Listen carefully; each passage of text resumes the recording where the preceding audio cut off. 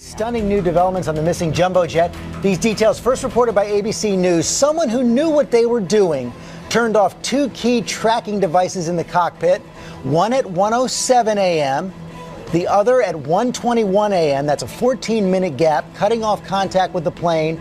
And what this gap suggests is there was no catastrophic failure. It was a deliberate act done by someone taking over this plane. And what it also says is that those extra 4 hours after that last contact mean that the plane could have flown anywhere for thousands of miles. This American ship now leading a search in the Indian Ocean west of Malaysia. And David Curley is here today with all this brand new information. Good morning, David. Good morning, George. This is a massive expansion of this search area. If you look at the map, 4 hours at 600 miles an hour, you're talking about a 2,400-mile area that now could be considered part of the search zone.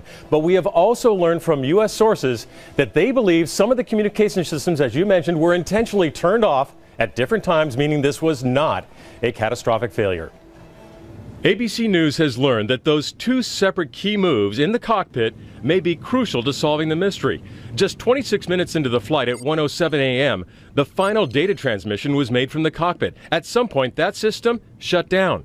14 minutes later at 1:21, the transponder, which sends the location of the 777, also turned off. One source told us it was a systematic shutdown. The assumption that someone with flying experience didn't want this jet to communicate with the outside world.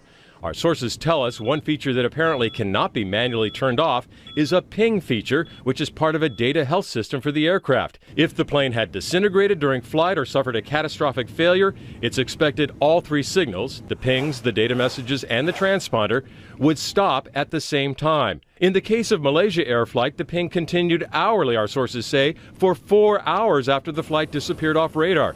That ping may not tell us where the plane actually is, but at 600 miles an hour, it could be 2,400 miles from Malaysia, which is why the investigation is expanding into the Indian Ocean this morning with U.S. vessels moving in that direction. And George, this is a very big ocean, and it's even deeper than some of the places that we found the wreckage from the Air France accident several years ago. And we should emphasize right now this idea that it was a deliberate act, potentially sabotage, the leading theory, but not the only theory. Absolutely.